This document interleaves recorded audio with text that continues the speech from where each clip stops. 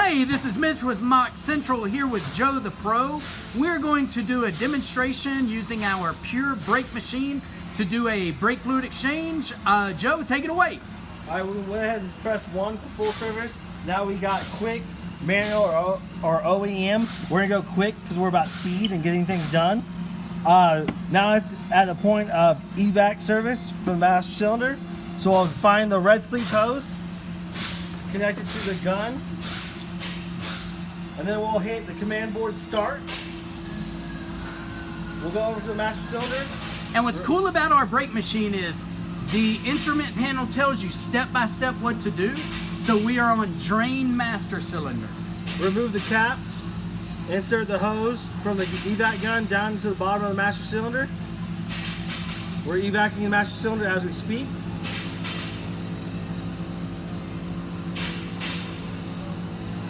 And this brake fluid machine is hooked up to the battery of the vehicle, correct? Yes, sir. It functions on 12 volt.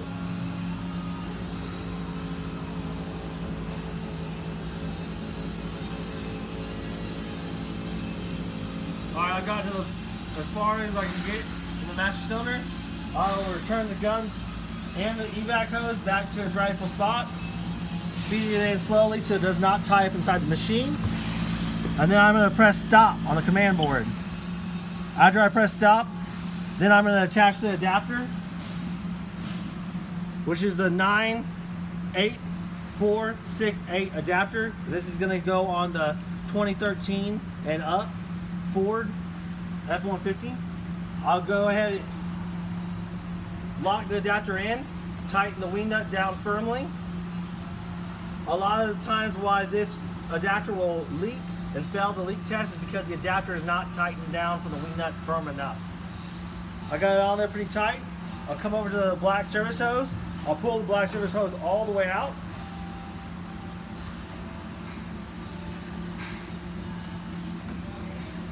And then I will connect it directly to the adapter.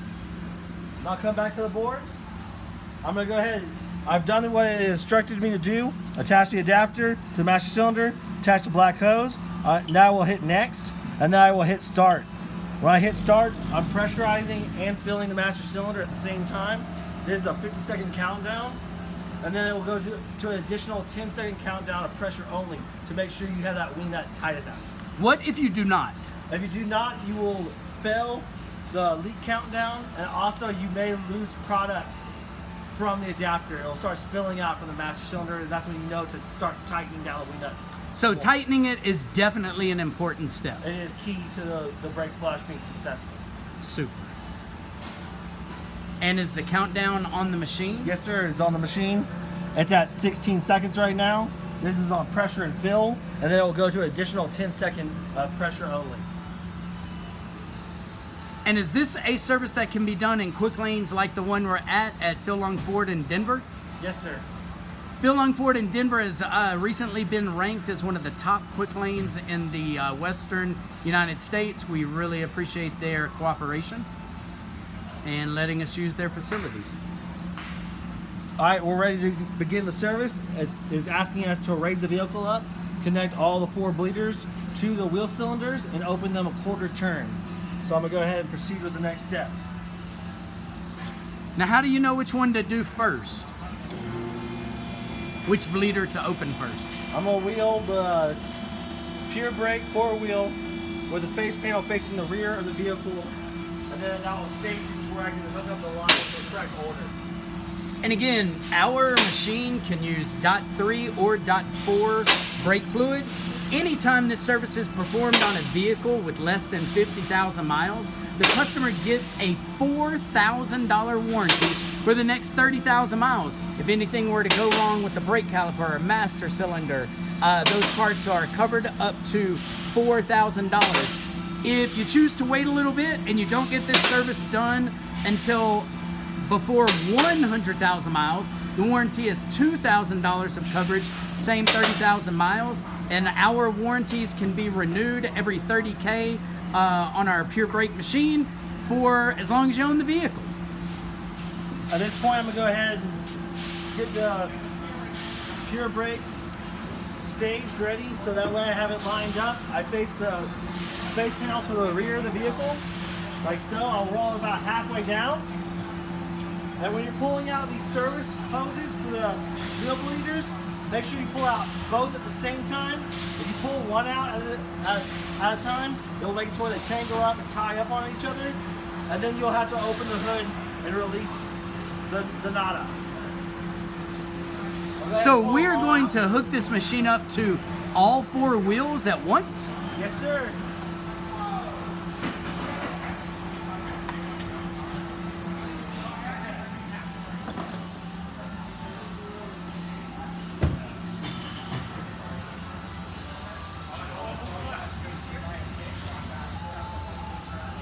And again, we're on a 2013 F-150. I'll break it loose first. Then I'll stick the hose on there. And then I'll open it up the rest of the way with the open end. The reason why I do this, instead of just using the open end, is because the open end will actually round the bleeder off completely, destroying the bleeder, and then you'll have to pull apart the caliper to replace the bleeder valve. Repeat the process. Break it loose first. Install the bleeder hose. Use the open end inside the wrench to open the valve completely. We'll work our way back to the front.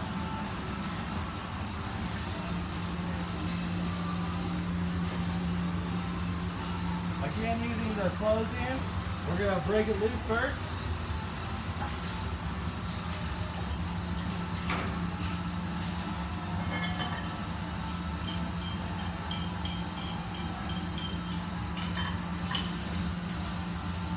Put the service hose on. Again, use the open end.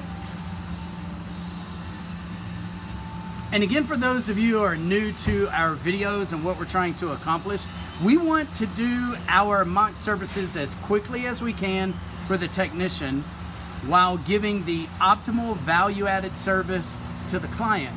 And we want to do all of this in less than 30 minutes. So right now our video is at 7 minutes and 30 seconds.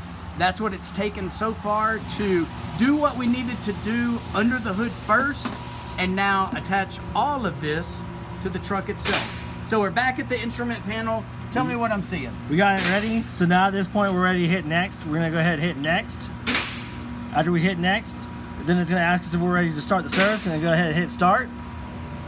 And then right now, as we speak, we're putting 20 PSI of pressure at the master cylinder, along with 20 PSI of vacuum at the wheel cylinders. It's gonna go down to a countdown. It's gonna tell me which one to close. It's telling me to go ahead and close the front left. So we'll go over to the front left, using the open inside of the wrench, so I can leave the service line on there without making a big mess. Close it up. Once you close it, remove the service hose. Allow a few seconds to pull the fluid out before you drop it to the shop floor so you don't make a big mess. And now use the box stand of the wrench to just firm it up about spark plug tight, and then I'll put the little cap back on top. We'll come back over here to the monitor. We'll hit next, and then it's going to time down, and it'll tell us the next wheel to go. Now we're over here at the front right. Again, using the open end of the wrench, closing the bleeder first, removing the service hose, allowing it to drain the brake fluid out, dropping it to the floor, using the box end of the wrench. We'll go ahead and firm it up, spark plug tight. You're gonna have to put it on kill, put the cap back on, and then we'll come over here and we'll hit next, and then I'll time down again.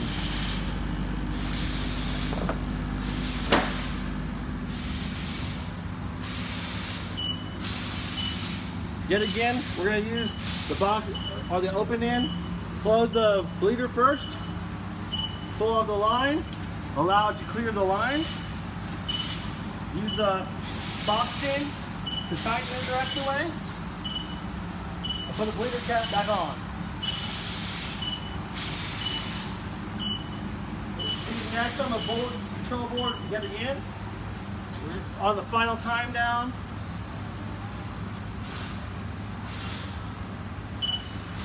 Again, the open inside of the wrench, we're gonna go ahead and close the bleeder up. Remove the service hose, allow it to clear. Use the box end of the side of the wrench to tighten it up, spark plug tight, and reinstall the cap. Come over here, press next. It's gonna depressurize the machine shortly. It's releasing pressure as we speak. It's telling us to lower the vehicle, but before we lower the vehicle, I'm gonna go ahead and show you all how the correct way to put the service hoses back in the machine. You're gonna go ahead and put your index finger between the two hoses, and you'll feed them in just like so. This makes it to where you don't tie up and have the equipment break down on you out in the field. So you took them out two at a time, you're putting them back in two at a time. Yes, sir.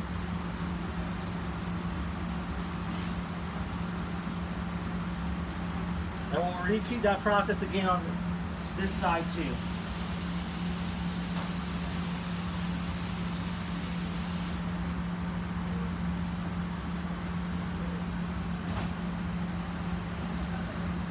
And this is a 53-ounce bottle of brake fluid that we have for MOC.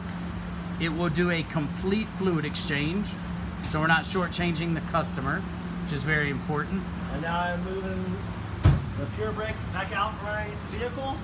And we'll drop it down, check fluid level, and correct if needed. Safety first, always have your lift on the locks. I'm gonna go ahead and raise it back off the locks and release the lock latch. Once it's released, then I can lower the vehicle. Never work under a vehicle that is not on the locks.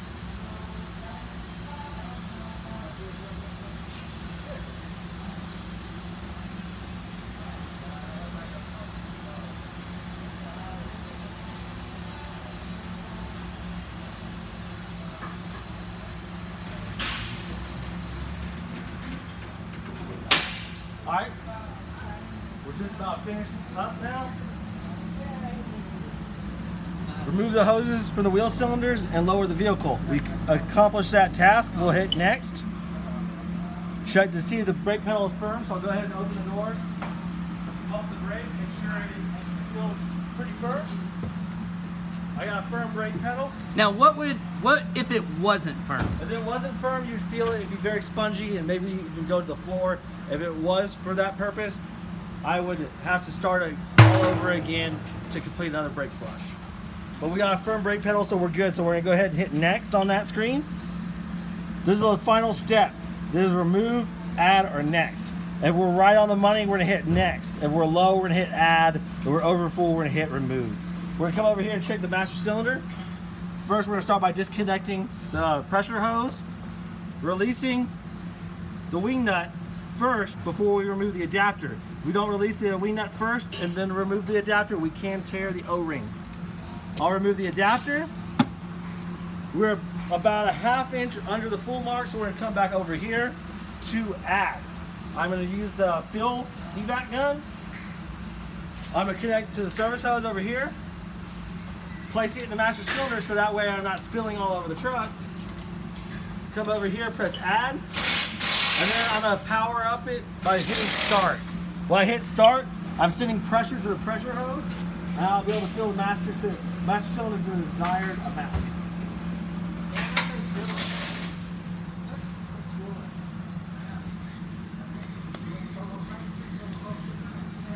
We got it right on max fill. I'm gonna come back over to the control board, and I'm gonna hit stop.